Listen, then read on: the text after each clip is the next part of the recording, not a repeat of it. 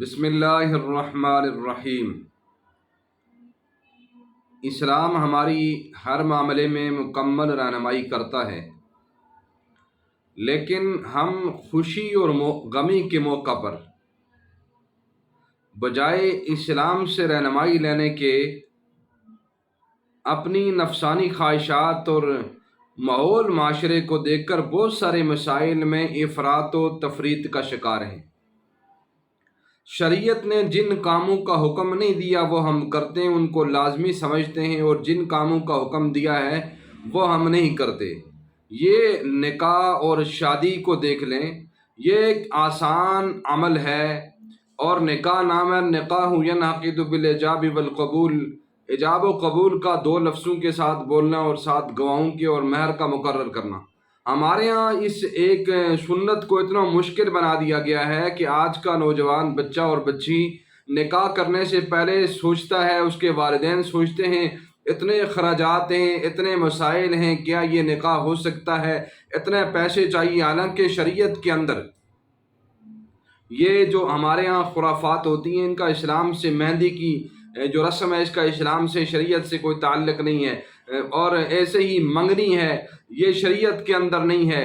ایسے ہی نکاح میں جو مہر رکھیں، اس کے اندر بھی ہم افراط و تفریط کا شکار ہیں۔ مہر سنت نہیں، کوئی کہتے ہیں مہر فاطمی رکھیں، اور کوئی کہتا ہے بہت زیادہ مہر ہونا چاہیے۔ اب اور اخراجات ہوتے ہیں، اور مہر کہیں 1000 رکھتے ہیں، کہیں 5000، کہیں 10,000۔ مہر عورت کا حق ہے، یہ رکھنا چاہیے، لیکن مہر نہ اتنا زیادہ ہو کہ لڑکا ادا نہ کر سکے، نہ اتنا تھوڑا ہو کہ لڑکی اپنی سہیلیوں میں کسی کو بتا نہ سکے، بلکہ عرف عام میں، معاشرے میں جو مہر رائج ہے وہ دینا چاہیے۔ اور یہ ایک عجیب بات یہاں سامنے آتی ہے، بہت سارے لوگ مہر ادا نہیں کرتے، وہ معاف کروا دیتے ہیں کہ جی 10 لاکھ رکھ لیتے ہیں، 20 رکھتے ہیں، معاف کروا دوں گا۔ تو معاف کروانے سے معاف نہیں ہوتا، یہ تو جبران معاف کروایا، دل سے کوئی بھی معاف نہیں کرتا، اور معافی سے یہ معاف ہوتا بھی نہیں ہے، یہ لازمی ہوتا ہے۔ تو اس لیے اس کے ساتھ ساتھ ایک رسم ہے برات کی۔ برات کا بھی شریعت میں کوئی تصور نہیں ہے، اور یہ چلی کہاں سے؟ اب پہلے دور میں لمبے راستے ہوتے تھے، اور وہاں چوری چکاری کا خطرہ ہوتا تھا، پھر خواتین اور دلہن ساتھ ہو تو پھر ہوتا یہ تھا کہ قبائل کے لوگ کیا کرتے تھے، ہر قبیلے سے 2 3 4 لوگ چلے جائیں، اور وہاں کچھ خواتین کچھ مرد 15 20 ہو جائیں۔ وہ برات اس دور میں ایک وہاں سے چلی ہے، اور پھر آج یہ ہمارے یہاں رواج بن گیا ہے، برات کے اندر 100 200 400 لوگ جائیں گے، ادھر سے بھی اخراجات، ادھر سے بھی اخراجات، اور شادی میں اتنے زیادہ اخراجات ہو جاتے ہیں کہ آج کا نوجوان شادی کرنے کے بعد 2 سال تو وہ قرض ہی اتارتا رہتا ہے، اور بیوی اور میاں کے درمیان تنازعات چل پڑتے ہیں، تو پھر مسائل کھڑے ہوتے ہیں۔ ہمیں سنت کے مطابق شادی کرنا چاہیے، یعنی شادی کو سادے انداز سے کرنا چاہیے۔